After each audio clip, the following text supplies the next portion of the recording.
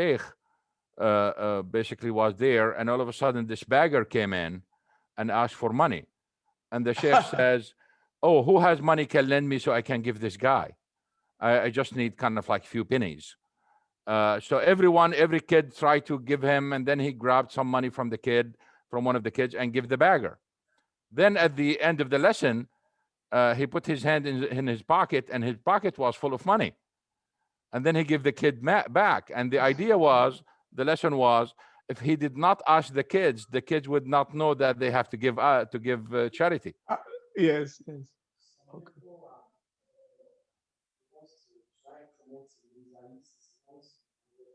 Why? Okay. All right. Thank you. Okay. I think we'll start and then we'll put the agenda on. I will hand over again. This is the moderator. Welcome, Professor Simeon. He's the director of the Institute for Oil and Gas Studies, and this is Dr. Anas Alaji, an That's old right. time friend who joined us from Texas in his early hours. Right. Thank you very much for making time to join us, Doc. So the ball is in your court whenever you want to start. All right. So now that I think we have about 89, 90 participants so far, 85 attendees, and then we have 5 of us. I think we can start now. And so good afternoon, good morning, good evening, wherever you find yourself, colleagues. Thank you very much for making time to join this today's public lecture. Let me emphasize that this is an edition which is part of a number of series of webinars and public lectures that have been organized by the Office of GMPC Professorial Chair under the auspices of the Institute for Oil and Gas Studies, University of Cape Coast. The Professorial Chair is Professor Omomi Iledari, who is the GNPC, and GNPC here we are talking about Ghana National Petroleum Corporation, Professorial Chair in Petroleum Commerce in the University of Cape Coast, Ghana. And so this is a part of a series of webinars that we have been organizing under his tutelage. And today we are very happy to be part of this important webinar, which is being hosted by the Provost of the College of Humanities and Legal Studies, University of Cape Coast. Let me be quick to say that the Professorial Chair's Office is sponsored by the Ghana National Petroleum Corporation, which is funding a number of these professorial chairs, and the University of Cape Coast is proud to have Professor Wumi Iledari, who has been very instrumental in shaping the discourse of petroleum commerce in the country, and for that matter, the University of Cape Coast. So today, we are very lucky and very happy to be part of this theme presentation on the theme, Geopolitics of Oil and Gas and COVID-19 Effects. And here, generally, we are talking about geopolitics, COVID-19, and oil and gas outlooks, strategic lessons for petroleum-dependent economies. And so without much ado, I will want to hand over to the moderator.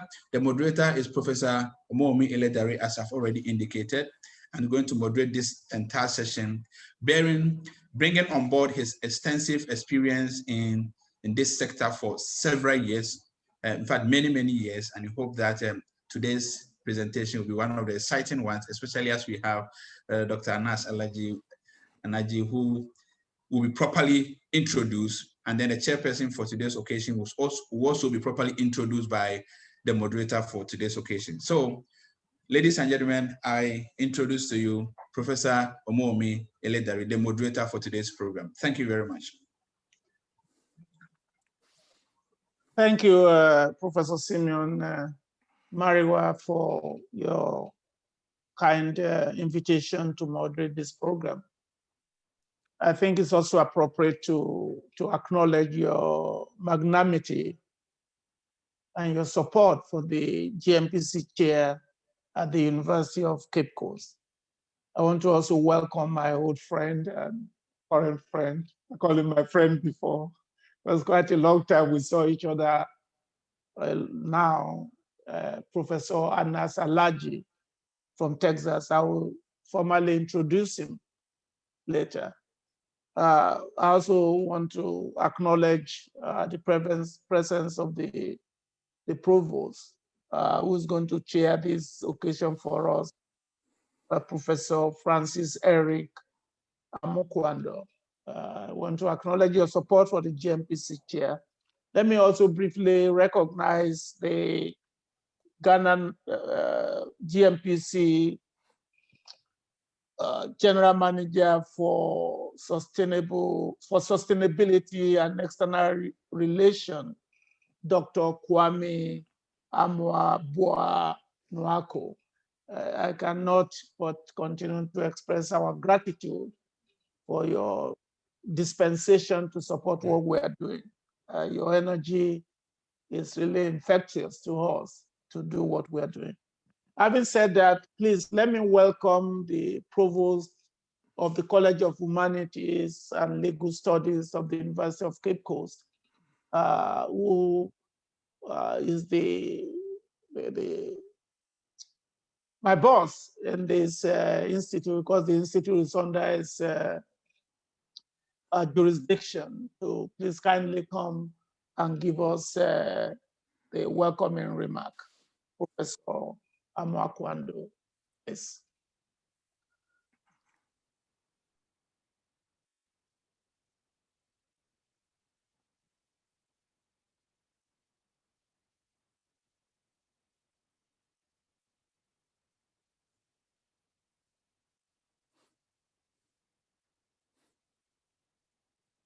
That the provost is currently engaged. Please, I apologize. So let me invite the GM Sustainability and External Relation of the Ghana National Petroleum Corporation to give the opening remark. But let me quickly say something about him. Dr. Kwame Amwa Nwako is the General Manager, Sustainability and Stakeholder Relations at the Ghana National Petroleum Corporation. They are the sponsors of this event. They made the fund available, but at the same time, it is his department that made available significant amount of money for 4 years to 4 universities in Ghana to build capacity for the oil and gas sector. And I want to sincerely appreciate him. Prior to becoming the DM, he was Senior Vice President and Head Marketing Research and Corporate Affairs at the Royal Bank, now the Consolidated Bank in Ghana. Dr. Ba Nwako lectured at both the graduate and graduate school and undergraduate level at the Economics Department of the University of Ghana for 17 years. He holds a Doctor of Philosophy from the University of Tallinn, an MPhil and Bachelor of Arts degree in Economics from the University of Ghana. An alumnus of Harvard University, he has over 17 years of research experience and have consulted on macroeconomics for the National Development Planning Commission of Ghana. Please kindly welcome Dr. Kwame as he gives us his opening remark. GM, please. Thank you very much, Prof. And I'd like to welcome everybody to this webinar series. And we at GMPC are proud to be associated with this. It's been our cherished dream to ensure that we build capacity within the universities in Ghana. And that's why, as Prof said, we decided to allocate $1 million a year to 4 of our public universities to set up these professorial chairs, and in the case of Prof and UCC, to support this kind of public education. And we believe that this will go a long way to enrich the debate and the discussions relating to where we want to find ourselves as a country. In relation to the topic today, I believe that maybe I'll just make a few comments. And as we are very much distinguished to have Professor Alaji with us, And so he is the expert in the area, so I will not be going too much into the things you wanted to talk about. I'll just make a comment or two, basically in relation to COVID COVID and how it's affecting the global market for oil, the outlook on the market for oil.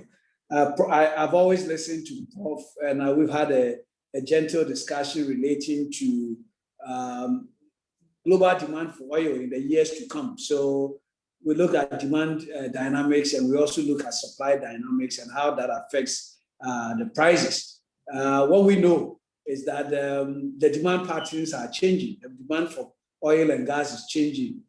It is changing precisely because of the new issues that have come up, the decarbonization policies of the Paris Accord, which is making sure that cities and companies and countries are rethinking investment in the oil and gas sector. Shareholders are also putting pressure on companies to go green, and we understand that. However, and they are forcing companies to also be energy efficient, and GMPC is not doing this in isolation. We are together with a lot of companies, always thinking about how we can go green or improve. We know that the direction towards changes in demand are clear, but we don't know the speed. We know there will be peak demand is going to happen, but as to when it's going to happen, we are not too sure. So as a company, we are taking the measures that will ensure that we still survive beyond when the analysts like Prof and Alaji will be telling us when the peak demand will set in, its effect on prices, and the kind of investments we should be making. I think the world is moving from an era of scarcity of oil and gas resources to an era of abundance. And because of that, it's affecting investor behavior. And governments are rethinking their investment policies in oil and gas. So we are no longer talking about peak supply for oil, but we are now talking about peak demand. However, Mr. Moderator, permit me to just comment that whilst we know that peak demand will happen, nobody seems to know when precisely it will happen. Maybe one can say that in the OECD countries, it might have happened already, but what about Africa? Has peak demand for oil and gas resources arrived? Probably not. So maybe we'll be listening to Professor Alaji. Maybe he can share thoughts on these areas. Because I've seen some estimates made by some of our oil majors. BP thinks that peak demand will happen in somewhere in the mid-2040s. Shell believe between 2025 and 2030. Equinor figures we are looking at 2030. Total says 2040. ExxonMobil and Chevron says there's no peak in sight. Saudi Aramco says peak demand for oil will not be before the year 2050. And the IEA itself is looking at the year 2040 and beyond. So we all know peak demand is going to happen. When it's going to happen, we are not sure. But maybe a small suggestion from my end, I still think there's a need for investment in oil and gas resources. I'll be listening to Professor Alaji, what he thinks about the effect of COVID and how it's going to affect companies like mine, GMPC, so that we can still make resources available. Maybe we should be thinking about helping GMPC and other companies like this operate on the low-cost end of the curve, be more efficient, and maybe also diversify. That's the way to go, instead of saying that we should stop investing in oil and gas. With these few remarks, I think, Mr. Moderator, I'll let the mic back to you so that you allow the expert in the area. But we as a company like GMPC, we are also listening in to find what Professor Alaji will tell us what our future is and how we can prepare for the future as well. So thank you very much. And I wish to welcome everybody to this webinar. And thanks for having me. Thank you, Dr. Kwame. We have always appreciated your willingness to participate in everything we have been doing, and your remarks are always welcome. Well, let me give a brief narrative as to what we are doing, and then I will then invite the speaker to give us his perspective on the global oil market outlook going forward.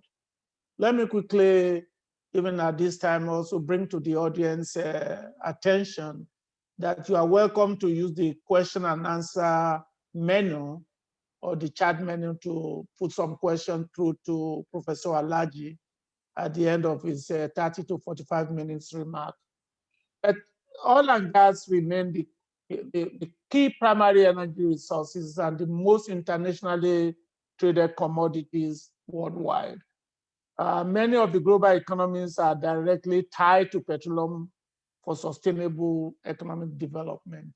And you could see that Ghana is moving into that cycle. And that remains, comparatively speaking, seemingly inexpensive alternative to fossil fuel, even when you put the cost of emission control into consideration.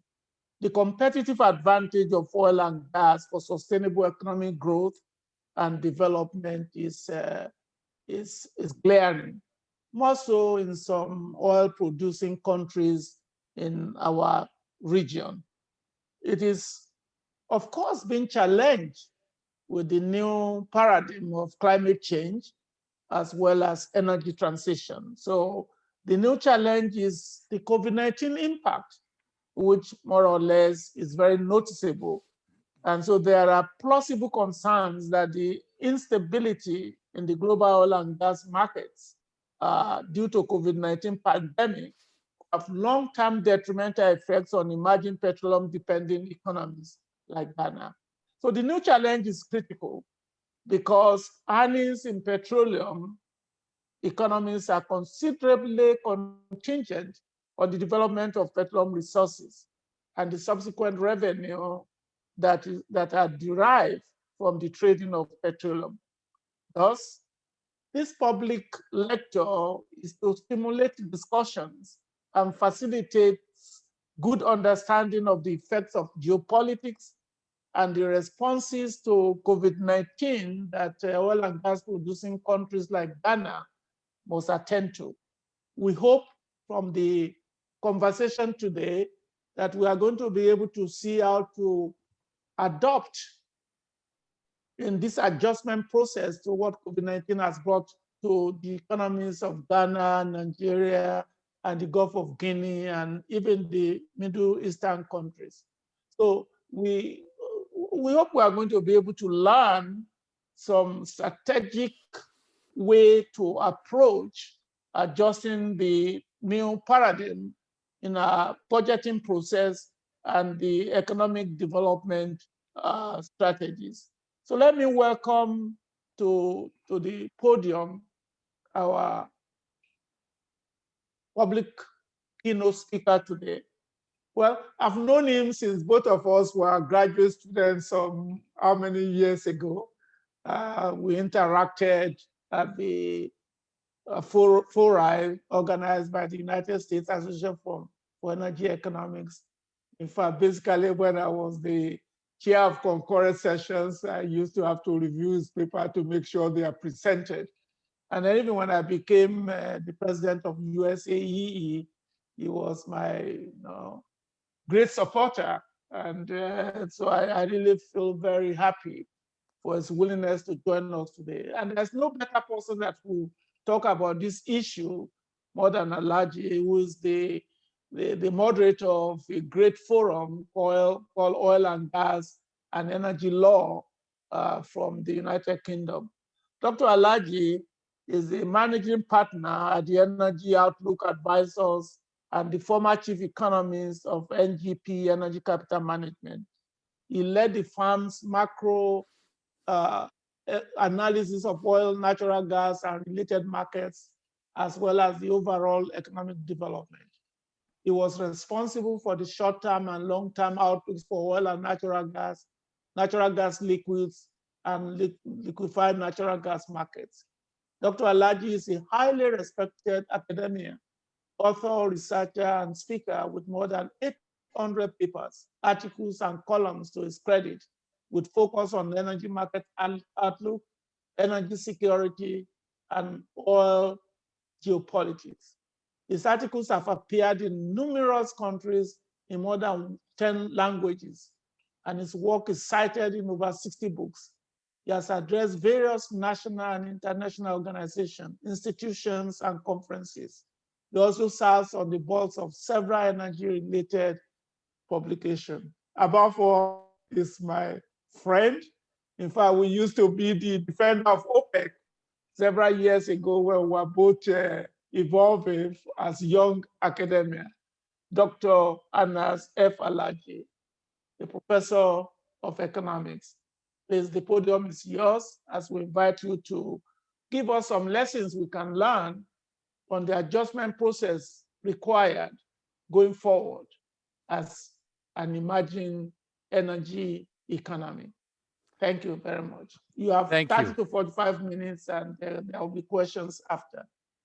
Thank you. Thank you very much, Professor Wumi, and thank you for the invitation. I would like someone to allow me to share the screen, please. And I would like to thank Dr. Kwame because he made the perfect setup and introduction for me.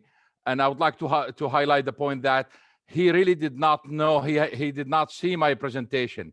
But I am so lucky that his introduction was the perfect introduction for what I'm going to talk about today.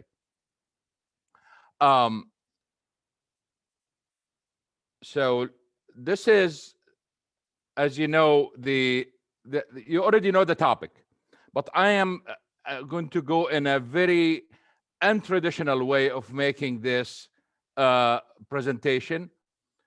First of all, let's settle this from the beginning. It is easy to separate oil from water, but impossible to separate oil from politics. This is the fact of the industry. Second one, if I have a chance to put a title for this presentation instead of the official title, the title will be Dreams versus Reality, because that's what Dr. Kwame basically alluded to. People want to stop nuclear power. They want to stop coal-fired plants. They want to stop hydro. They don't want natural gas. They don't want oil, etc. What happens? They end up in the dark. That is exactly what happened in California this summer. That is exactly what happened in Texas last week. The suffering in Texas have not ended yet. A lot of suffering simply because of choices that are made by officials and governments, choices that are not supported by the market. And here I would like to point out my views, so I won't be framed based on what I'm talking about. I seriously believe that our cities, especially mega cities, suffer from major pollution problems, and we have to solve those problems. We have major environmental problems in those cities, and they have to be solved. But at the same time, I believe that we need all energy sources available, and we need to eliminate subsidies for all energy sources. At the same time, there is an ultimate mix for the energy sources where we can maximize the amount of energy we can produce while we can minimize the environmental impact. This is a dream. Again, we are talking about dreams versus reality. This is a dream, but this is reality. And the reality is this plane consumes 120 liters of jet fuel per minute. And it has 4 tanks. They can hold almost 10,000 liters. This is reality. These are the dreams. And if you look around right now, around the world, we see leaders living in dreams or dream world. We see people who totally ignore reality. I'm going to show you another part of dream versus reality. This picture is, I think, from India, taken a long time ago, over 20 something years ago. And you can see there are teenagers in that compartment there. And their dream is to have a car. And probably they are driving a car right now. So when we talk about dreams versus reality, the reality in this case is people in the developing world wants exactly what people have in the developed world. Here is something that is stunning. If you read the newspapers, if you read the media, they are always talking about renewable energy. They are talking about solar. They are talking about wind. They are talking about electric cars. Well, here is reality. Reality is Netherlands' dependence on fossil fuel, that's total energy, is 90% today. Japan, 88%. And the queen, look at the queen of renewable energy, Germany, right here. The queen of renewable energy, 75% of energy in Germany is fossil fuel. So those on the left here, what you see is the orange one is fossil fuel, the green is oil, that dependence on oil. If you look at the bottom of this one, these are all OECD countries. These are industrial countries or developed countries. If you look at the bottom, the lowest countries that depend on fossil fuel are France and Norway. Why they are different? Well, France because they use a lot of nuclear power, and Norway because of hydro. It's not because of solar and wind. And if you look at the emerging economies on the right here, you see Russia, China, Turkey, India, and Brazil. Russia's dependence on fossil fuel is 90%, China 88%, Turkey 83%, India 76%. And if you look at Brazil, 54%, you say, wow, this is low. Well, why? Because they have ethanol. And they have it from the 70s. It has nothing to do with the recent wave of climate change. So the lesson out of this one is dependence on fossil fuel is still extremely high, and it will take probably more than a century even to get rid of that, despite the speed of the change that we are witnessing. At the same time, all those countries that have low dependence on fossil fuel, they have it because of either hydro or nuclear or ethanol, like in the case of Brazil. Most of the stuff that I'm going to talk about basically is already written. It is either on my website or on my Twitter account. And for those who would like references on certain things that I mentioned, I'll be happy to supply those references since we don't have time to go over all the details. So what happened with COVID? On the left, you see here, these are prices of West Texas Intermediate. That's one of the crude markers. And this is, on the left here is West Texas. And the maroon one, the maroon color basically is 2020. The above it is 2019. And this red here, these are prices in 2021. On the right, you have Brent prices. And the blue, the light blue is 2019. And the bottom one basically is Brent. By the way, I would like to acknowledge at this stage that the former president of SPE, Society of Petroleum Engineers, Dr. Sami Al-Naim from Aramco and King Fahd University for Petroleum and Minerals is with us here today, and hopefully some questions will be directed to him too. Now I put him in trouble, right? What you notice about this chart is the following. Notice that the size of the chart on the left is way bigger than the size of the chart on the right, although it is for the same period. And the reason why, because on April 20th, 2020, we ended up with negative prices. So that's why we have negative here. It's below zero. And people wonder, how do we end up with negative prices? That means the seller is giving away his oil and at the same time giving money above it. This happens all the time, by the way, in the gas market in the United States, and it happens in electricity markets in several places around the world where the producer gets rid of the electricity and give money too. Even in Texas, we ended up with negative electricity prices. And you wonder, you say, how did you end up with negative prices. I mean, how the producers make money. Well, believe it or not, that electricity producers make money, earn a profit when they sell in negative. And the reason why, because they are getting subsidies from the governments on the production they have. So if they produce, they get subsidy. As long as the negative price is below the subsidy, they earn money. So the subsidy is the problem. That's why I said in the beginning, eliminate all the subsidies, because we don't have to end up with those negative prices that are distorting the economies of energy in general and distorting the market. But in this case, in West Texas, has nothing to do with the subsidies. The main reason why we ended up with negative prices, while Brent, if you look at the right, we don't have negative prices in the same day because of the nature of the contract. With the West Texas contract, if you stay on the futures contract to the end, you have to receive the delivery of what you bought. That's not the case with Brent. With Brent, basically, you just lose your money and walk away. But with West Texas, you have to receive it. And what happened is, those who stayed until the end, they thought there was storage to store their oil there, and they couldn't get storage. It does not mean that storage was full. It's just that it was taken, and those who rented that storage or own it, they are not willing to rent it to others.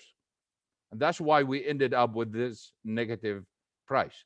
You can see, because here, if you go with this line of 2020, and you look at this chart, prices start declining in March, and in particular collapsed on March 6th because of the Saudi-Russian disputes. It was a Friday, and it was late in Vienna, and they couldn't reach an agreement. And it was very clear from the morning that there are problems, so prices start collapsing. Then the Saudis made an announcement on Saturday of increasing production, etc. Prices start declining, and then COVID hit the global market. Before, it was declining because of only China. But we learned now, whether we had the Saudi-Russian dispute or not, it doesn't matter. All the Russian-Saudi dispute did in early March was speed up the decline. But even without that decline, this major collapse of prices would have happened anyway. And the evidence basically overwhelming to support this point. For example, this negative price that we got was after OPEC Plus, that OPEC Plus, the 10 countries that are not members of OPEC, but they cooperate with OPEC with the leadership of Russia. They announced they are cutting production by 9.7 million barrels a day, and yet the prices collapsed after that. So the collapse happened anyway in this case. Now, here is another point that Dr.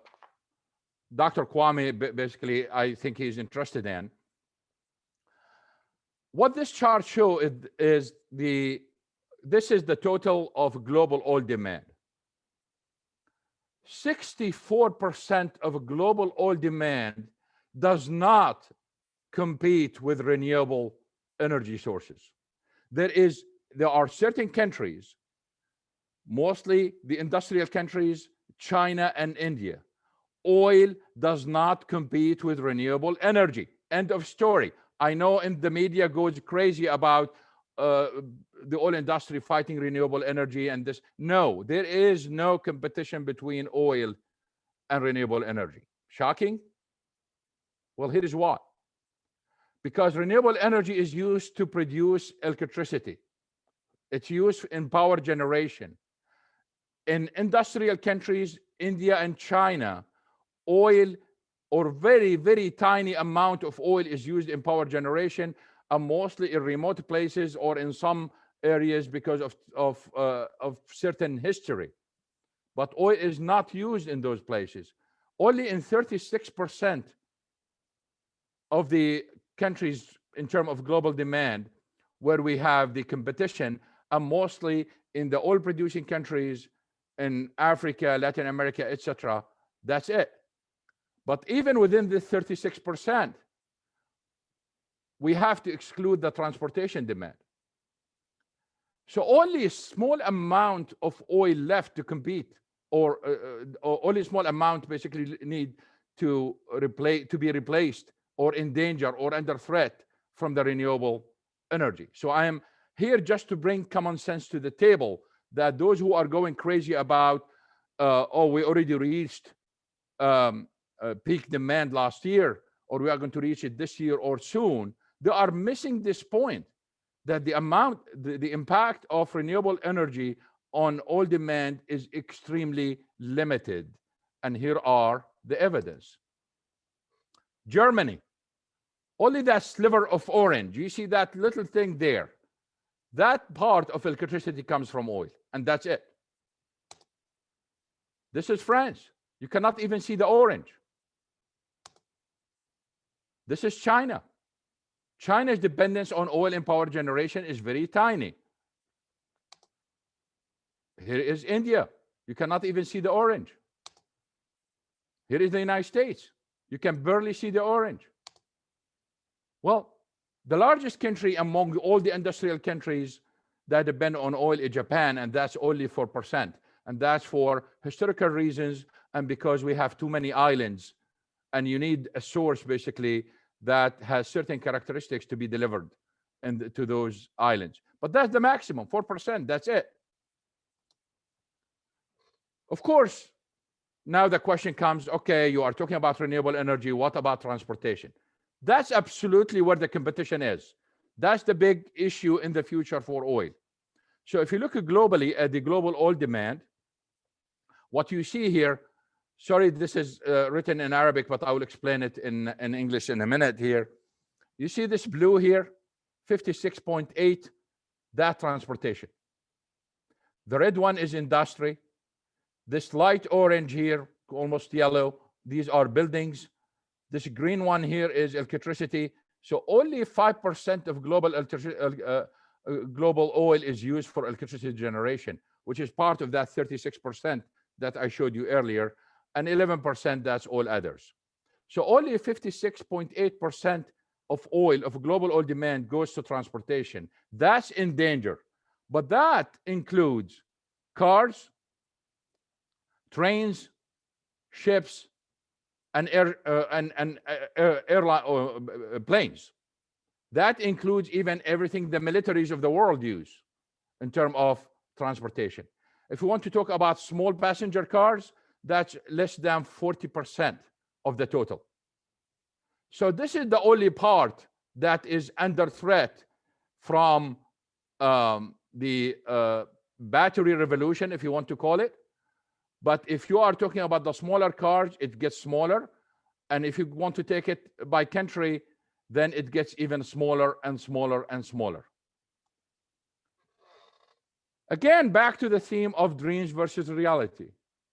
You already heard in the news that President Biden wanted to change or authorized the federal government to change its fleet of cars to electric vehicles. Well, if the United States government changes every single vehicle to electric, which is we already know impossible because a contract was signed yesterday by the post office yesterday, which is part of the federal government, and it does include fossil fuel vehicles yesterday.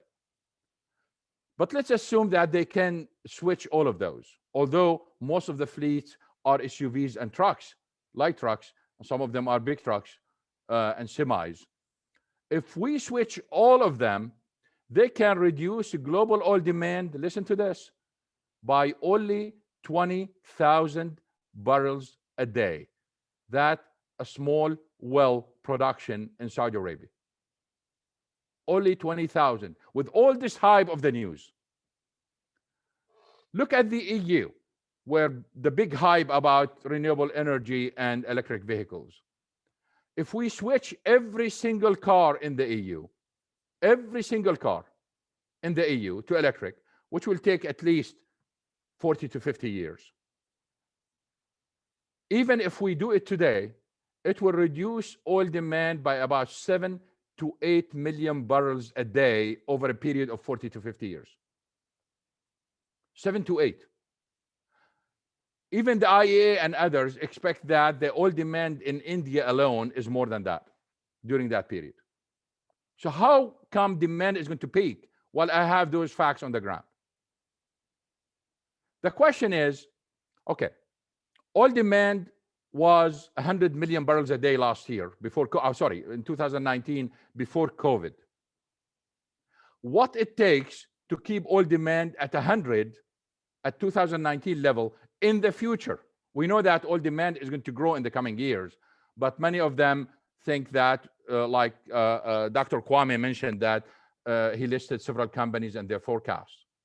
And I will mention something about those forecasts by the companies.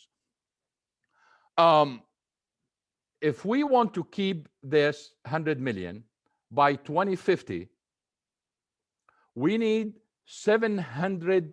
at least 700 million electric vehicles on the road worldwide. At least 700 million. How many we have today? About 12 million. Only 12 out of 700 million. That's all we have. That's to reach the peak and just stay at it. Here is the problem. And probably this is the main idea of the whole presentation today. If we need 100 million barrels a day of oil by 2050, all of that has to come from a new oil, because field declines. The whole 100 million. Do you know how many trillions we need? How many trillions of dollars we need just to get that oil? Several $1 trillion just to get that oil by 2050. The problem is, when you listen to the officials of the International Energy Agency or others talking about this massive growth in electric vehicles, massive growth in renewable energy, massive growth in US shale, etc. What is the message? The International Energy Agency itself was established for a single purpose: to ensure energy security of its members. They are doing exactly the opposite right now, because when they are telling the investors, telling national oil companies, telling the rest of the world, we don't need your oil, who is going to invest? But if we still need that oil in the future and those guys are not investing, we are going to end up with a shortage. Then prices will go through the roof and everyone in the world is going to suffer. So the messaging here is completely off by the oil consuming countries when it comes to this. I already showed you the percentages. The percentages basically are, I'm going to show you some more numbers soon. It's a big mistake, and the messaging basically is going to lead to an energy crisis. So it takes at least 700 million electric vehicles on the road to keep demand at 100 million barrels a day, and all of it has to be fresh. It has to be new oil. We need massive investment. But assume, I am wrong, this forecast is wrong, or this estimate, whatever you want to call it, and let's say that, yes, world oil demand is going to decline to 75 million. So we are going to lose 25 million because of it. If we are going to lose all the AU, we are going to lose about 7 to 8 million. That's it. But let's say we are going to lose 25 million. That 75 million by 2050 has to be fresh oil anyway, and we still need trillions of dollars of investment.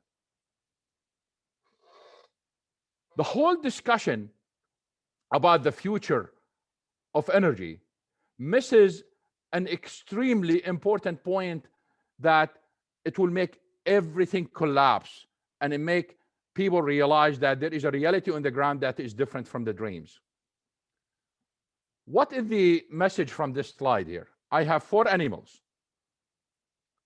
On the left, I have a lion, a rabbit, a tiger, and then a fox. If you look at the policies of the oil-producing countries around the world and how they responded to the hype of shale, the hype of electric vehicles, or the hype of renewable energy. These are policies being adopted by them, by various countries at different times. The lion, basically, they just ignored all this hype and they just focused on what they do best: drill and produce oil, and not worry about the rest of the world. That's the lion behavior. The rabbit, believe everything the Europeans are talking about and just sell as much oil as you can and run away and convert your money to something else. The tiger is, okay, you don't want my oil and you are developing your renewable energy and you are developing your own resources in shale, you are developing your own electric cars, you don't want my oil, that's fine. I'm going to crash the market. I'm going to make oil the cheapest liquid that ever existed, and no one can compete with it. So in a sense, fight for your market share. But look at the fox. And we are seeing this today in several countries. The fox basically is saying, look, you don't want my oil and you want to build electric vehicles? That is fine. I want to make sure that the body of the electric vehicles, the furniture inside it, and all the plastic and everything is used in it, and all the fiber is made from my oil. I'm going to export my oil to you embedded in something else. You want to build the wind turbines? Go ahead and do it. I want to make sure that everything in the wind turbine is made from my oil.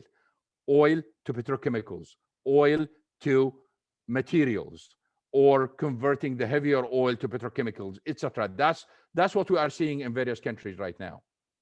And this is going to lead us to the reality of the future of energy in the future. If we get all this hype from the Europeans and the Americans and others in the West, and then they don't deliver, and we don't end up with 700 million vehicles, electric vehicles on the road by 2050, that means they still need that oil. But that oil already being converted to other materials. It does not exist.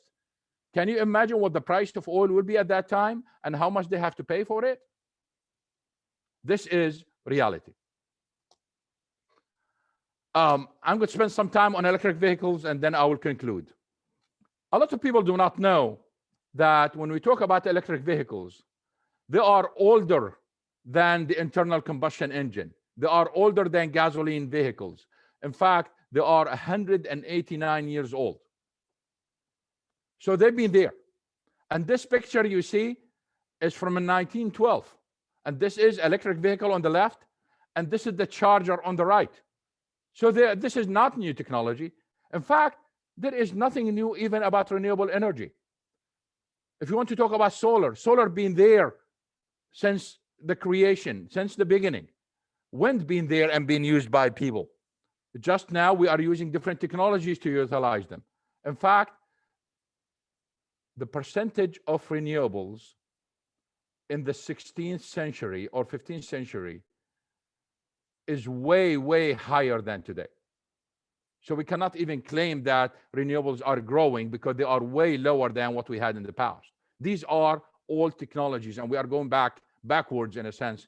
Just we are developing technologies to utilize them, but they've been there for a long time. And electric vehicles being there before that. Now, why this lady is here? Because electric vehicles at that time were very, very common among ladies. So ladies went crazy over the electric vehicles at the time because they were easier, way easier to operate. And if you read the stories about that time, and you can see how sellers basically and the car dealerships were targeting the ad toward ladies for electric vehicles. Again, my objective is to bring common sense. My forecast for electric vehicles of the future is one of the largest in the market. So no one can accuse me I am anti-electric vehicles. I strongly believe that we need all types of transportation and all types of technologies. The only thing is I don't like subsidies. So what is the value added from an EV?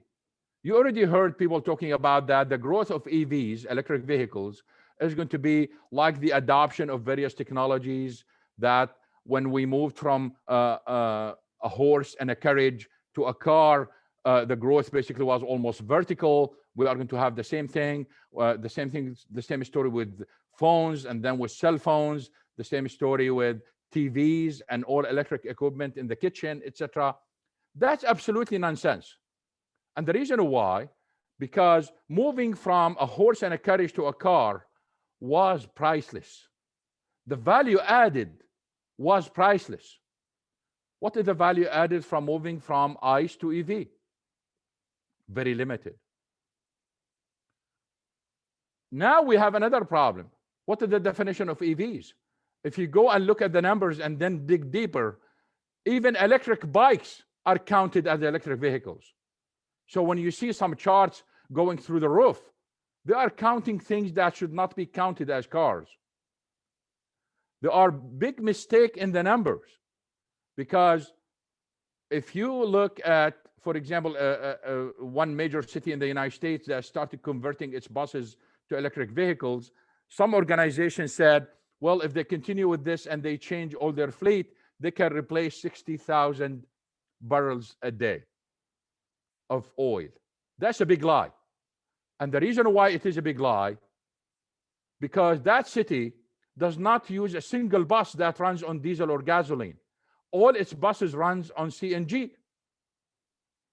So we are not talking only about hype, we are talking about lies, literally lies. Those reports are fake. The same applies to China. Not only that, in 2008, we've seen many outlooks for the next 25 years talking about how the penetration of CNG vehicles or LNG vehicles, which is gas vehicles, throughout the world.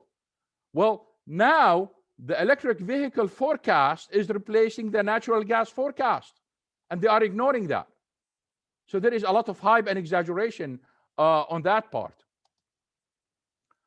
One issue when people talk about this massive change in the transportation sector, they are talking about change to electric vehicles. They look at this trend and say, well, we haven't seen this trend in a long time, and this is the biggest trend in the transportation sector. No, this is not correct. The largest trend in the transportation sector we see until today, this information is from the United States, is that the movement from small cars to SUVs and large or what we call trucks in the United States, light duty trucks. That is the massive change. If you look at the US numbers here, you see this green is going down, and people are switching. People are switching and buying the larger cars. Now, yes, it is true that efficiency or fuel economy of those engines improved over time. And the efficiency of those SUVs and light trucks improved over time. But despite this improvement, when you move from a small car to a bigger car, the average efficiency of the nation declines. And that's what we are seeing today, which means that higher oil demand. That's what it means. But if the trend, the taste of consumers changing from small cars to big cars, then electric cars have a steep hill to climb, because if people want the SUVs, then it's better for the electric vehicles companies to produce SUVs rather than the small cars. Another point, if you look at all the adoption of energy sources historically, or technologies that succeeded with wide adoption, and when we talk about technologies that succeeded with wide adoption, that's less than 5% of total discoveries and innovations. The others just fell out. But if you look at them, the trend is very clear that in the beginning we have very steep adoption, and they kind of flatten out, and probably some replacement will come along. But this is for energy sources. But if you look at technologies, it's the same. But if you study the characteristics of technologies and energy resources that succeeded with wide global adoption, we see the following characteristics. This is very important for the future of energy. Technologies that have been widely adopted, again, have three characteristics. First, give people more freedom in movement and time of use. Movement and time of use. That's the same case with technology we see today, whether on our phones or computers or anything else. In fact, this Zoom we are talking about, it can be recorded and can be distributed, and people can see it at any time. That's why Zoom became very popular. It gives them that freedom. It's really about this freedom. And it is supported by market forces without government direct subsidies. I would like to emphasize here, to the buyers, because there were some technologies that have been developed by governments or armies. but they did not pay the buyers to adopt it. The internet, no one paid people to use the internet, but it was supported by the market. And benefits are priceless, as I mentioned. The benefit of the phone, of getting a phone 70, 80 years ago, was priceless. And the movement from a landline to the smartphones is priceless because it gives us more freedom and it saves time. Well, apply those principles now to electric vehicles. None of them apply. Not a single one applies. And if you look at the data, it is very clear that the adoption of electric vehicles happened while gasoline prices and oil prices were very low. So it wasn't about economics. It was about people believing in environmental causes and they want to buy. It has nothing to do with economics. In fact, we have evidence from several countries that those cars being bought as second car. So when we look at the forecast, and I'm close to the end here, when we look at the forecast, various forecasts, including the IEA and OPEC and the companies, and here I would like to make my comment about the companies. Forecasts of various major oil companies are useless. And the reason why they are useless, because those companies develop several scenarios and they adopt one for their investment that remains secret. No one knows what that is. And then they decide what scenarios to make public, either in terms of messaging to their governments or in terms of messaging to their competitors or just to look nice. But that's not the scenario they are investing on. And we have evidence to show that companies have made public forecasts in their outlooks, and the forecast goes this way and their investment went the other way. And when it comes to countries, when it comes to the IEA, OPEC, and those global organizations, we have a major problem. The major problem is, imagine if you are a member or an analyst in a global organization and a member country submitted their plans to you. You cannot tell them your plans cannot be applied. You cannot criticize them. They are paying you. They are paying your salary. They are paying membership in those organizations. So the policy of those organizations is to take what members tell them as is. So if there is a law in the United States today to replace all cars in the United States, it will be adopted by those organizations, and all their forecasts will embed, or the forecast will be embedded, or these policies will be embedded in the forecast. Therefore, from an independent point of view, there is a big problem with those forecasts, and we cannot depend on them. We need to modify to see, again, move from dreams to reality to see what is possible and what's going to be applied in this case. So based on this, I'm going to give you the conclusions, and if there are any questions, I'll be happy to elaborate. The predicted improvement in fuel economy, that's for ICE vehicles, that's for gasoline and diesel, is exaggerated. In fact, it's widely exaggerated simply because they depend on plans to increase CAFE standards or impose them, etc. The impact of electric vehicles is exaggerated. Here, I would like to point out, I'm not talking about the number of vehicles. I'm not saying that the number of vehicles is exaggerated. I'm talking about their impact, whether you believe there are 200 million or 500 million or 700 million or more. It doesn't matter. The issue is the impact is exaggerated. One of the reasons why it is exaggerated, because electric vehicles have already replaced the most efficient gasoline and diesel vehicles we have. They did not go even to the middle or go to the trucks and the guzzling vehicles. The impact of U.S. shale is exaggerated. We have no time to talk about it, but one of the problems is shale is light sweet crude, and there are limited uses for it. And if you believe that we are going to have a very large number of electric vehicles, then shale is going to be hit really hard, because most of the stuff that we get from shale is gasoline, and the gasoline market is going to be hit. If you want to talk about diesel and the heavier products, we need medium crude and the heavier crude. And at the same time, they ignore the reaction of investors in the oil producing countries. That's the case when I showed you the pictures of those animals and the reactions. And the question is, are we heading for energy crisis, a global energy crisis? And my answer is yes. I'm going to end with this slide here, just about, because we talked about long term. This is about the short term, what's going on. In short term, we have something I call the oil demand trap. The oil demand trap, this is a case where oil demand is trapped and not influenced by people's income or gasoline or diesel prices or the price of oil, which means that even if you reduce gasoline prices by 90%, those people are not going to react. And even if you double their income, they are not going to react. Why? Number one, because of fear of infection. Even if you give people free tickets to travel on a plane, they might reject those free tickets for fear of infection. So that's the demand trap. And probably this difference we have now, about 6 to 8 million barrels a day between 2019 demand and now, probably most of it is demand trap.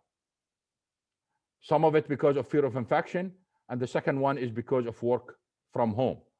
I have an article, a column basically coming in the new issue of the World Oil magazine, and I think it will be released this month, that focuses on this idea that we might lose about 4.5 million barrels a day permanently of global demand because of work from home around the world. And with that, I end my presentation and I welcome your questions. Well, thank you very much. You know, I know so well that we get so much information from you. Let me quickly just summarize some of the takeaways, and then I will I will pose some questions for you that may warrant some more comments. But please, if you have questions, kindly use the question and answer menu to post your question. We are tracking them and we'll give them to Professor Alaji to respond to. We still have about half an hour for question and answer. And I want to welcome all the participants again. Well, basically, I really appreciate you taking us through the ladder and particularly responding to the GMPC GM peak demand conversation. Well, I like the idea that technology is critical on the energy transition dynamics. And I like the idea that you emphasize the fact that the market drives technology adoption with some good example. And I see that you said that assuming we a day as the peak demand in 2050, then we will need significant amount of investment to be able to make sure that that is the case. Unfortunately, where the investment goes is not necessarily where the finding cost is the lowest. And I want to comment on that because where you have the abundance of petroleum resources today, the money is not there to develop it. And I'd like you to think about the implication of that for Ghana, for example. If we're going to develop petroleum resources in Ghana, money has to come from somewhere. But I like also what I take away is the purpose of IEA, which you mentioned, which is energy security, irrespective of where that energy source or energy sources come from. And you said something to the effect that energy security implication is critical if we don't find a way to sustain 100 million barrels per day by 2050. And there's no way we can sustain it if this idea that oil is no good continues and people are scared away from that. You said earlier that the transport sector is actually the only one that is threatened with electric vehicle because there are so many things you can use oil to do. Again, I'm thinking of having a public debate on our best to maximize value from petroleum resources. And what I get from you is that perhaps the oil and gas producing emerging countries like Ghana can begin to think about exporting finished product from oil. Because we find out that most of the challenges we have, especially in this our region, is importing raw materials, which people now are saying they are bad. So what I think I got from you is maybe we need to have finished petroleum product mentality. And of course, you and I know you very well, transparency of the assumptions underlying forecast are critical. And the assumptions determine the forecast output. That's what I think I got from you. And I think I agree to that. I also think I got from you, and some of these remarks you can also expand on, is that economics are yet to drive the push of the world towards renewable energy. That to you, it seems what is pushing this drive is politically correct statement. And I've told most of the emerging oil and gas producing countries that they need to do the talk so that they are not more or less abandoned. But they must walk the talk according to the dictate of their energy needs. So I'd like you to comment on that too. So the conclusion was that if we are not careful, more so the emerging economies, COVID-19 response from the energy sector may end up creating energy crisis faster than we think. And your closing remark, which to me is something worth thinking about, fear and the new norms, which is working from home. Look at what we're accomplishing. But energy must still drive this to produce all of the materials that we are going to use. But we still perhaps may lose about 4.5 million barrels per day as a result of the new thinking. Perhaps you could tell us these losses, who's going to absorb it? Are they the OPEC countries, the small countries producing oil like Ghana, and or the shale production? And I like what you said with respect to shale oil being a light crude that has only use in transportation. And after your general comment on my takeaways, I will then ask some important questions before we round up. Again, I want to thank you for the work you have done. Yes. I think you provided a great summary. If you put your summary with my notes, we can end up with a book. The only comment basically is shale basically produces naphtha too, and naphtha basically can be used in petrochemicals. But you mentioned investment. Yes, you are right what you said about the investment and where that investment is going to go. But because my view is because of the sharp increase in oil prices in the future, that's going to be the most profitable industry in the future, and therefore investment is going to go to that way anyway. On the value added, you are absolutely correct. But on the value added, I would like to add one point to that. I think if Ghana wants to take advantage of its petroleum resources, it's supposed to create some of the best and world-class petroleum engineering and everything related to petroleum within Ghana, and produce the best engineers they can produce and export them to the world. So export expertise becomes very critical in this case. And if you look around the world today, for example, we have French or Italian experts in various countries, oil-producing countries, and France does not have a single drop of oil, and Italy does not have any oil either.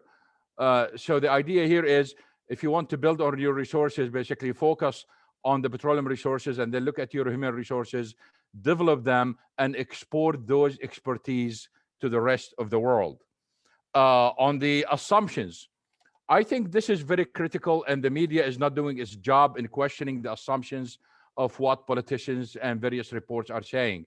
I'm going to give you a quick example here. About 10 days ago, there is a group called Carbon Tracker issued a report, probably many of you saw it, about the $13 trillion decline in oil revenues of oil producers by 2040.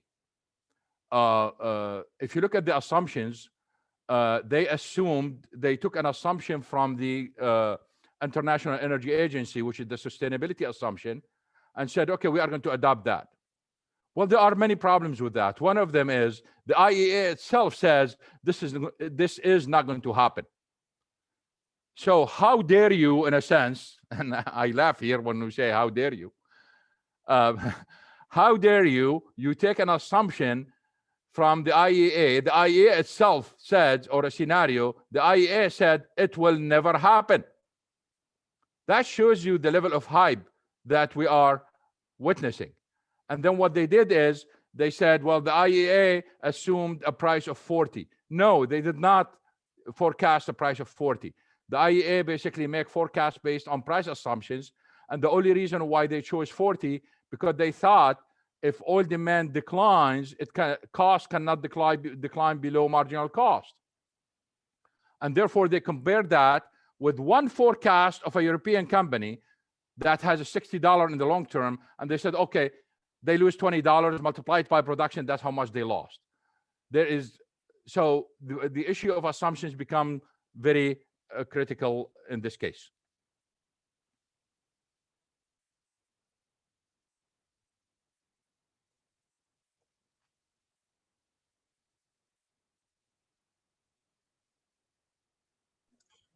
Prof, let me check your Thank microphone. you.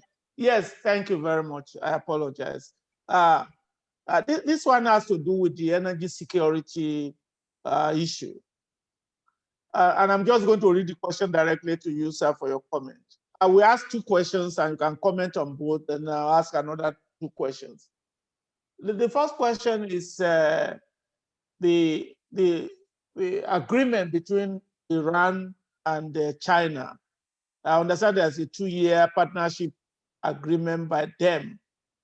So what is the long-term impact of COVID-19 on China's strategic goal with respect to, I know they're talking about renewable, and they're all over the world looking for additional, the economic activity in Asia is very critical to oil and gas demand. So do you think COVID-19 is adjusting the Chinese goal faster than the world believes? And then the second question is about refinery margin. You indicated the need for us to be thinking about petrochemicals, refinery, getting the final products out of our region instead of raw material. Are we going to have to look inward to be able to get investment for this highly volatile aspect of the oil and gas business? Because when the price of oil is high, the downstream business is grossly affected with the gross margin. I don't know if you can just address the two issues while I pick more questions. Thank you. When we talk about China, probably the issue of China alone needs kind of a dedicated lecture on this. But I'd like to mention the following. The worst in terms of COVID already behind us. China demand is growing right now. China's economy is growing, but probably it will grow at a lower rate in the future simply because of the fact that when we started the year 2020 with problems in China and they locked down their economy, there were many orders that being placed on Chinese products at that time, they were not fulfilled. So the growth that we've seen in the second half of 2020 basically was the regular growth plus the back orders of that period. So that's why we ended up with higher growth. But China is going to continue to grow for several reasons. Why? I mean, if you really look at China, still most of the countries still rural areas, and what make economic growth in countries is the migration from the rural areas to the cities. And yet they have those mega cities, but still there are a lot of people who will move to cities. So China is going to grow, Asia is going to grow, and people think that the EU or Europe growth is already dead. I don't think so. I done some work on this, and I found out basically the main result is the following. It's really the economies in Europe are having serious problems. They've been having serious problems for several years. And once those economies basically are in full gear and they grow again, we will see oil demand growing again. But to go back to China, China's oil demand will continue to grow despite the adoption of electric vehicles in China. And here I would like to mention one of the ironies. Isn't it ironic that the big mouses of the electric vehicles in Europe and the United States, who are capitalist and belong to capitalist countries, are bragging about the achievement of communists? It's just amazing. Anyway, China is going to continue to grow. Their oil demand is going to continue to grow. But watch for the following. Some people are expecting $100 oil in the coming months or in next year. We are not going to have $100 oil. And the reason why we are not going to have $100 oil, because China built up massive strategic petroleum reserve, or in fact, it's strategic crude oil reserves. And unlike the United States, that where the law govern the strategic petroleum reserves, in China, there is no law to govern that. In the United States, it is prohibited for the president to use a strategic petroleum reserve to manipulate prices. Well, in China, that's what they do. So the Chinese can use, if prices go to 75 and 80, watch China, what China is going to do. They are going to use oil from the strategic petroleum reserves. They are going to flood the market, and they are going to cap prices. So at the higher level, the new elephant in the room that we never expected before, and Professor Wumi and I talked about market structure years ago in various conferences. Now the market structure has changed. We have a very powerful consumer, very powerful buyer. We call that oligopsony. In this case, China determines the highest price in the market, not OPEC and not members of OPEC. On the second question on the value added from refining and everything else, it's not only the money that is involved here for a country like Ghana, basically. Like you said in the beginning, the questions are about energy security. Otherwise, we end up in a situation where there is not enough gasoline worldwide, and they have to import gasoline, and there is no gasoline. If there is no gasoline, the transportation sector is not going to work. If the transportation sector does not work, that's the backbone of any economy in the world. And then the cost is very huge. So it's not only about money, there are other segments of that. And if we go back to the point about producing those experts for exports, then you need that industry at least for training.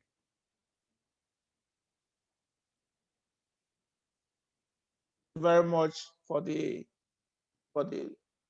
great answers.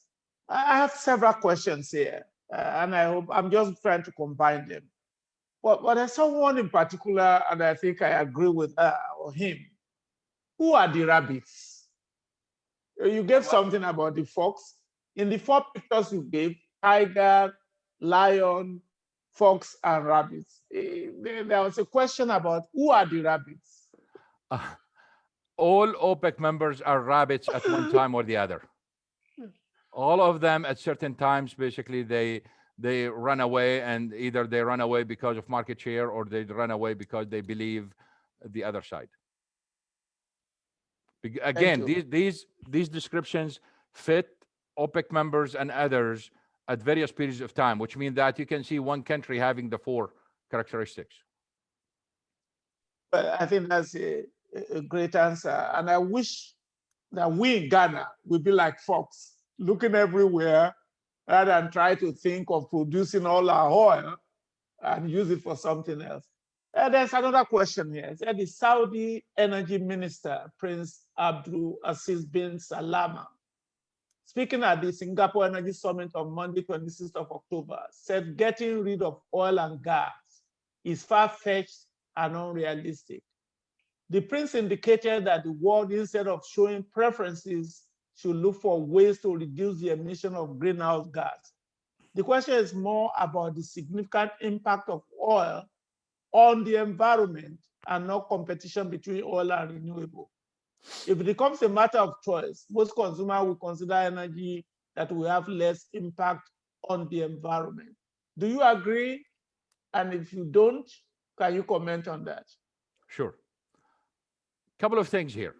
When we talk about environmental impact, we talk about something is labeled in economics as externalities. And when we talk about externalities, there are negative externalities and there are positive externalities. For some reason, the media and many politicians are fascinated with the negatives and they forget about the positives. The oil industry saved whales. It's a fact. Because we used to use whale oil for lighting around the world. And its prices went through the roof. That's why they needed the kerosene from oil, because whale oil prices went through the roof because they killed most of the whales at that time.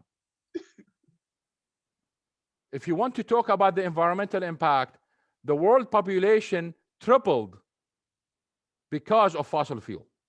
We were able to, you are not going to see a country now suffering from hunger. The suffering from hunger is because of distribution and because of various political actions, not because of lack of food or products. Why? Because fertilizers are made from oil and gas. So if you want to talk about the negatives and the environmental impact, let's look at the net and not just focus on the negatives. Do we have negative externalities from oil and gas? Yes, absolutely. And no one in the oil industry will deny that. But the fact is, we have the whole issues, everything in our lives is about trade-offs. If we can have it all and have the cleanest environment in the world with the best energy sources, we can. But the problem is, that's not the case. And we have to do trade-offs. We have to do trade-off between our food and our life, our economic growth, our employment, etc., our incomes, and our convenience and the environmental issues. If we can understand this concept, then it is very easy for us to come, we can bring the experts, we can come make models where we can get the best combination of energy sources that produce the most energy with the least environmental impact. Since the question, the original question was about energy security, think about it this way. If you look at the energy security of various countries, including the United States, it has 4 elements. What is the first element? The first element in energy security is diversity of energy sources. That's how you maximize your energy security. The second one is diversity of imports of energy sources. Diversity. The third one is lower price volatility. Well, let's look at that. What we are seeing right now is the whole world is moving toward one source, electricity. One of the problems we have in Texas last week is that all the new homes basically are completely electrified. There is no natural gas or any other source of energy. So when the power went out, there is nothing. There is not heating. The temperature, for those just to be aware of this, the temperature in Texas in one day was minus 17. Minus 17. That's how cold it was. It was colder than Siberia, in some parts of Siberia at that time, colder than Alaska at that time. So from energy security point of view, we are violating every principle of energy security. Not only that, we have layers within that. So we are going toward electrifying everything. And then within that, electricity is coming only from 2 sources, solar and wind. So definitely we are going in the right, in the wrong direction in terms where the world is going. We can maximize the benefits and literally minimize the disadvantages. Thank you very much. I have another question here. I've got several questions. And This question has to do with oil subsidy, and it's actually pointed directly at you. Say, Professor Anas Alaji, you must have read a lot of your write-ups. You have kept on emphasizing the need to have no subsidies on oil. I did not understand you well in your continued dislike to subsidies of oil. That is, I mean, that person probably doesn't like me either, because subsidizing consumption is not something any nation should pursue. So why is it that you are not particularly friendly with subsidizing petroleum consumption? More so looking at what happened in Venezuela and so on and so forth. Okay. The best way to describe it, since we don't have time, is the following. Whenever you have subsidies towards certain commodities, it's trying to subsidize consumers, and I understand the point that there are poor people who cannot afford it, okay? The better policy, and this can be easily proved, is to give them income. You want to help people, give them income. Don't subsidize them. So take that amount of money or the equivalent of it or less or whatever and give it to them as income, but don't distort the price signal in the market. There are so many examples in history to show that one of the worst things you can do in the economy is to subsidize certain products or commodities. So you care about the poor and you want to help the poor, give them income and let them decide whether they want to spend it on energy or whatever, kerosene or whatever source of energy they want to use. The evidence are overwhelming against the involvement of government in pricing in this case. If you look at Venezuela right now, one of the main problems in Venezuela and why they don't have gasoline, and if you go and you see those pictures and videos where you see thousands of cars basically will be waiting for 3 days to get gasoline, not because gasoline is not available. Gasoline was smuggled to neighboring countries because the price in neighboring countries sometimes is 20 to 30 times more than the official price of gasoline in Venezuela. And we see this smuggling issue throughout the world. Even a long time ago, gasoline was smuggled from Saudi Arabia to Jordan and smuggled from Syria to Lebanon because the price in Lebanon basically is 7 times the price in Syria. So people stayed the winter without diesel, and Syria is a very cold place. They stayed without diesel because all their diesel basically went to Lebanon. That's what subsidies do to you. Subsidies are very damaging in this case. You care about the poor, give them money. Thank you very much. I'm going to be rounding up with just a few more questions because I know you've been awake for a long time. And I'm glad because I think we have some people who join us from Nigeria, where right now they are debating. I think Ghana has done a great job with respect to not subsidizing petroleum products. And I know that it's a political decision, but I think Ghana is doing the right thing. We'll continue to analyze this so that we can find a way to improve on the way in which they do what we call modularization, modularizing the price of petroleum products instead of it being fully market determined. And of course, we have exchange rate problems that we have to continue to stabilize if we want the market to fully determine what the price of petroleum product is. But at least Ghana must be commended for not subsidizing petroleum products. But this is a question to you, sir. Dr. Alaji, I was waiting for you to say something about the climate change challenge. This is why these countries are talking up renewable energy. I also did not hear you respond to what Ghana's challenges could be as a petroleum-dependent economy. Now, Ghana is not fully petroleum-dependent like Nigeria, though. In his welcome address, Dr. Kwame asked, how do we find and produce oil cheaper? How do we get more efficient? He was asking you to talk about that. Can you just make a brief comment on this issue? How to produce oil in a cheaper way? How Ghana must do their best not to be petroleum dependent, and I think they are very conscious of that. And I think you said something to the fact that it's not necessarily about the environment that is making people pursue renewable energy is more about energy security.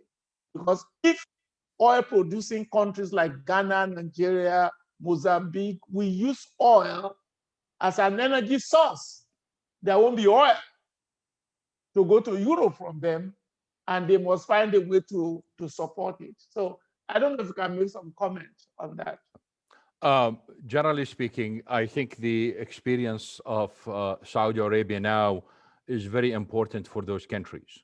Yes. And I think when it comes to renewable energy, what the Saudis are doing is really something to learn from. And instead of going with full throttle, developing renewable energy, they chose certain type of energies in certain locations on purpose. So if you look at the current projects that are being built right now, for example, in the Northwest, there is a big, massive power plant for the Northwest. And that power plant basically used to run on oil. And if you are imagining the map of Saudi Arabia, I wish I have a map in front of me, I would have shown you. A ship, an oil tanker basically will leave Ras Tanura and go around the Arab Peninsula to Yanbu to unload the oil. And then hundreds of fuel trucks basically will take that shipment for about 400 kilometers on a road that's called the death road, because too many accidents and a lot of people being killed on that road on a weekly basis, until they reach that power plant to deliver the oil. The cost of shipping, there was a time basically where the cost of shipping as a percentage of the price of oil was extremely high. In this case, renewable energy makes sense despite all the disadvantages, because the transportation cost in this case is extremely high. And the cost of rebuilding that road every year, because you have 400 trucks on it almost on a daily basis, and the cost of lives that we lost, you add all of that, there is a good case for renewable energy in this case. So instead of just building them anywhere we can, basically the choice of location in terms of, for example, for wind turbines, where is the market and where the wind is, and what we can save. These are really good lessons from the experience of the Saudis. And instead of just going in full, just building them wherever we can. The second issue with this is the idea that these are intermittent sources. So if you want, and the technology to store energy from them in cheap way is not there yet. So because it is intermittent, you got to think about its choices when it's going to be used. In a country like Saudi Arabia, for example, they have the peak hours during the day throughout the year, and then they have the peak during the summer. If you are going to use them during the summer, during the peak hours, and forget about them for the rest of the year, you are fine. But if you think you are going to use them full time, then you need to use natural gas or oil as a backup, and then the cost will go up. So looking at it within that perspective, I think makes perfect sense for Nigeria and Ghana and other Western African countries.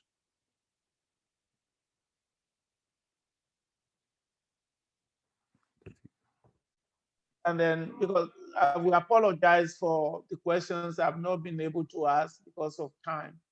But you know, we are in a university environment. We are about to introduce a master's program in oil and gas economics, policy, and management. We have many schools in this part of the world that are studying petroleum engineering, petrol management, oil resources management. And students are always worried whether there's a future or not a future.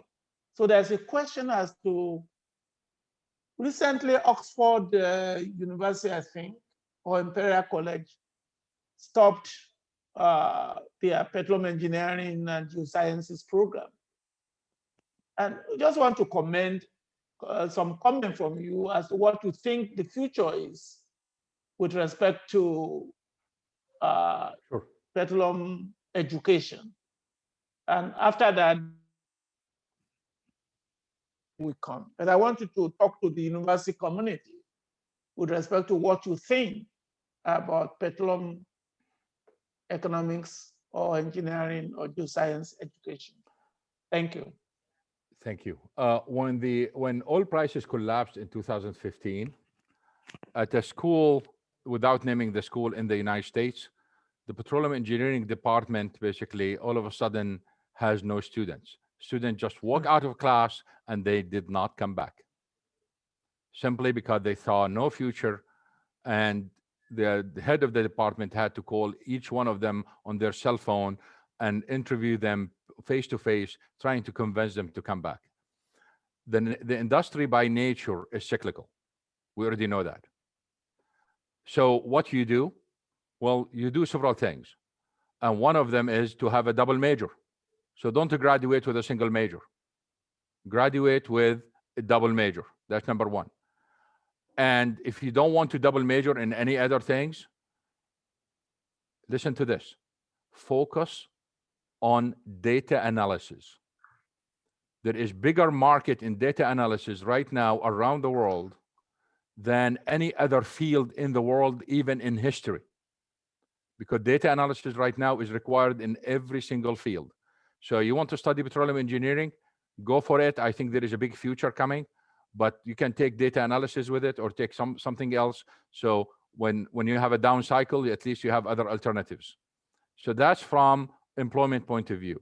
From universities, one issue that need to be aligned in small countries, small oil producers like Ghana and others, that the education policy has to be aligned with the economic objectives of the country, because you need the output to match what you need in the future. And if you want to develop your industry, but there is no coordination between policy and the university, then you are going to see those graduates, and then you have to pay huge sums of money for foreign expats to come in to do the job. So there must be coordination between planners and universities to produce the required outcome. But I go back to my old point that I mentioned earlier. Seriously, for any student who is studying and listening to this, think of yourself as an international citizen, and think about your education as an international education, in a sense where if you cannot find a job in Ghana or Nigeria, you can find it in Brazil. If you cannot find it in Brazil, you can find it in Canada or anywhere else.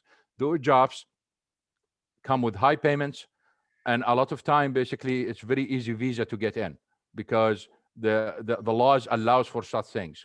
So you got to think globally, you got to study globally in this case. But I still think that there was several times in the last 20 years, petroleum engineers were the highest paid among all engineers.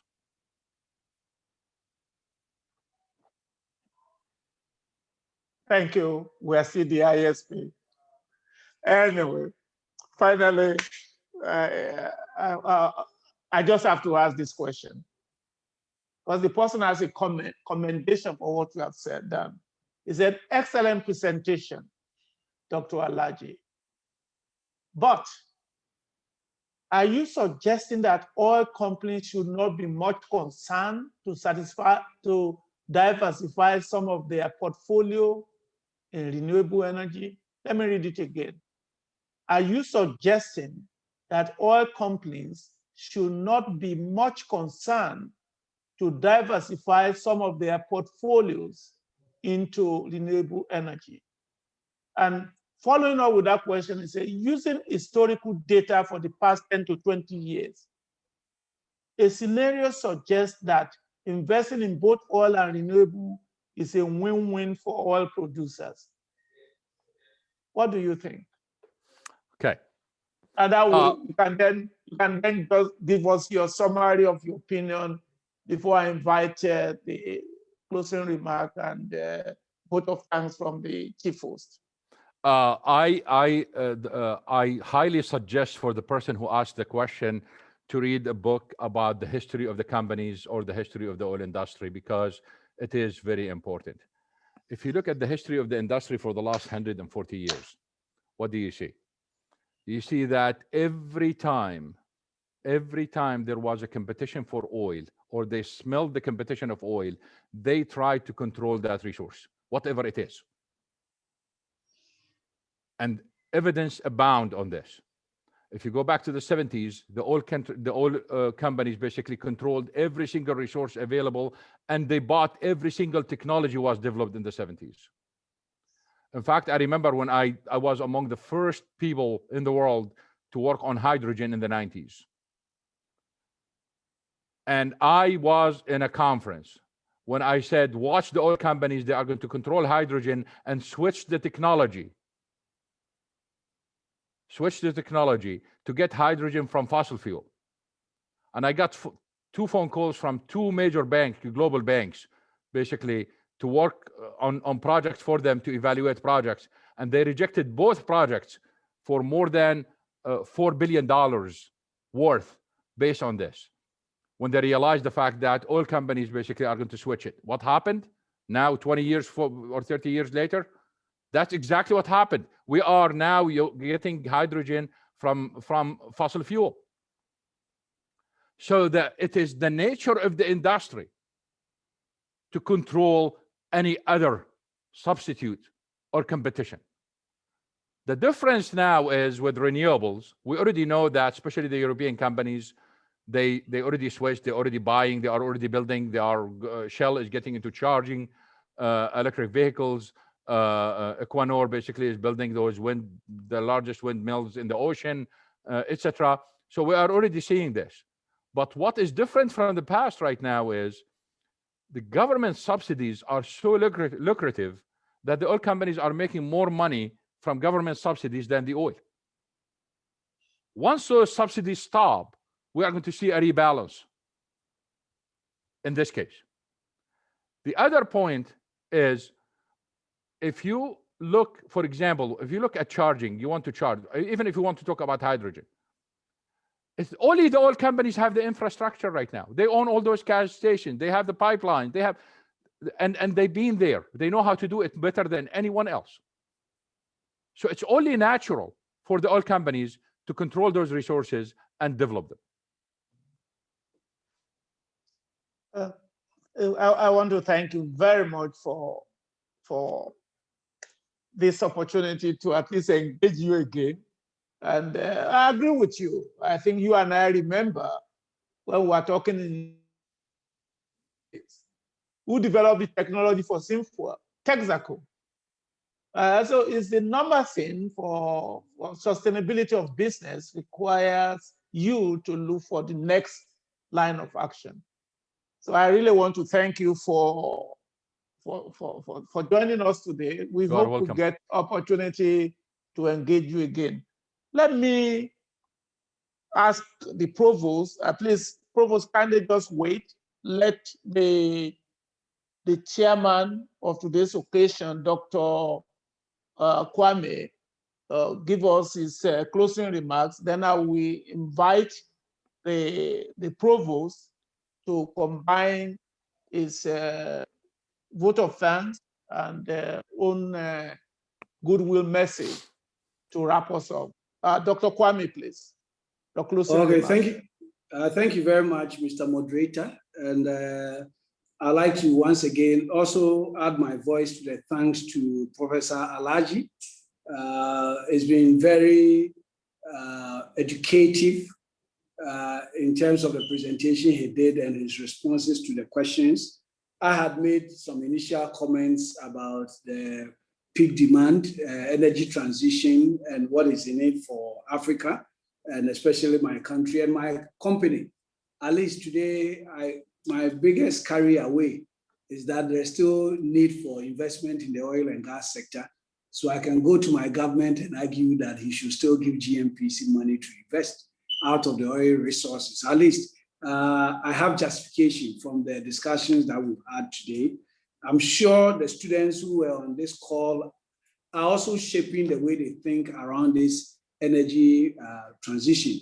My biggest one other takeaway was about the assumptions that have been made in terms of the transition. I mean, the renewable energies, what is the expectations in terms of numbers and the impact and the fact that whenever you read any of these reports, you need to really look at the assumptions underlying the findings that they make to test whether those assumptions are even realistic and even relevant for where you are. So if you are in Ghana, the assumptions about the penetration of electric cars in the next few years, how long would it take for Ghana to adopt these things? Do we even have the infrastructure? And then the angle of the Fox then also comes in. Maybe we should be rethinking and focusing on the petrochemical industry. I know GMPC is thinking around these. However, it has to be a deliberate government policy. And I know the government wants to set up the petroleum hub in the western part of this country. So they are already thinking around how to utilize the resources, that's the petroleum, oil and gas resources, so that when the so-called peak demand even arises, we find alternative uses for our oil, so that in Ghana, the demand for oil will always be there. We can create our own demand for the oil, and that will allow GMPC and corporations like that to survive. So once again, I thank Professor Alaji. It's been wonderful listening to him. It was a good learning opportunity. And GMPC is proud to be associated with this series, which provides the platform for people to share ideas and even shape the policy direction going forward. Maybe the next time we need to make sure that a lot more of our policymakers are on the call and they can ask the questions, satisfy themselves, so that when we go and pitch to them, it will be less difficult to get our budgets approved and our work programs approved for oil and gas. Because trust me, the oil and gas industry is here to stay. We are probably going to find a lot more, especially now that GMPC is in the Voltairean Basin. We believe that there's opportunity for us to produce oil on the lower curve of the cost curve, the lower point of the cost curve, because onshore drilling is relatively cheaper. We believe it's a game changer. We are making investments there. And when we're able to produce oil onshore, we believe that the resources necessary for the development of the country will be made available. So once again, I thank you all for joining us this afternoon. And we thank the moderator as well as the main speaker for the wonderful thoughts that he shared with us. Thank you very much. Thank you. Thank you, dear GM.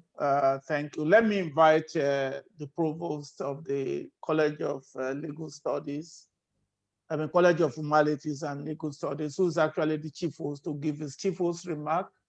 And then after that, I'll give a final closing remark. Provost, sir, thank you for joining us. Thank you for the opportunity. In fact, I've been listening attentively. This is my first time of encountering Alaji. And in fact, I'm fed, well fed, and very, very happy with the presentation. We have gained insight of the industry and its future. That the future is so bright for oil producing countries like Ghana and Nigeria. I'm happy he touched on some important issues. Subsidies. Is a subsidy or subsidizing petroleum for citizens. It's not the best. Give them income, and they will be able to decide on what they will use the money for. Why do you subsidize fuel and you start fighting smuggling, wasting time and energy, fighting smuggling of the petroleum? With regard to the students, I think there is hope. He has given the student hope that the oil industry will still be vibrant, and as students, we have to think of majoring, not majoring, but having double major, so that on the downside, you can find yourself useful in another field. He said that we should focus on data management and analysis, where there is demand everywhere. We should, industry and academia should be working together to produce the desired result for the industry. To me, I've been fed, and Alhaji, I would like the opportunity to thank you. And to me, I see you as a friend of this young institute, and I hope that you will continue to work with us, possibly coming as a guest lecturer, either online or physically having face-to-face with you. And I hope that you continue to work with us. Moderator, we thank you for this session. The moderation has been perfect. The guest, our Dr. Kwame Ba, we thank you for driving affairs to a successful end. And to our participants, I think it has been a lively session. We started with 115 participants, and so we have a large number of them still listening. It means that the session has generated discussion, and we have benefited a lot from this session. And so, Alhaji, your time, energy have not been a waste. We have gained insight into the industry, and we would like to continue to learn from you. So we thank you for your time and energy. Thank you, moderator. Thank you. Thank you very much, the approvals. And I want to thank all the participants. Please, Alhaji, let me read the message from you, from a mutual friend. He said, for 2 decades, I've had the opportunity to see the development of friend Alhaji, from a new PhD to a world-class energy economist. He, unlike many, sees reality rather than political hype. The 1850-1974 chart shows the depth of his understanding of the market. Well done, Jim Williams. I hope that gladdens your heart. Yes, so he actually joined us from the US. So I thought I should share that with you. I also have a message from SP 2019 president from Saudi Aramco. He also sends his congratulatory message to you. And from me, I remember 30, 40 years ago when we were graduate students, and to see you being able to tackle this subject matter in a non-biased manner, the way you've always done, accept my kudos. And to the University of Cape Coast, thank you. And to GMPC, GM and his team, we appreciate your support and the resources we've given to you. Let me guarantee you, very soon we are going to have a webinar for the parliament that are responsible for energy and energy resource development in Ghana. And we can be sure to get you the type of speaker that will continue to take Ghana objectives for development of their petroleum to the next level. You're all welcome, and our best wishes are with all of you. Thank you, and God bless the Federal Republic of Ghana. Goodbye. May I just make a comment to the provost, please? Please do. Thank you very much. I am honored by your invitation, and it is an honor to accept it. You are welcome. You are welcome. We are very happy with you, and thank you. I think Cape Coast, Ghana will be a home in future. Thank you very much. I really appreciate it. Thank you. Best wishes all. Take care. Alhaji, I'll stay in touch. Bye. Okay. Thank you.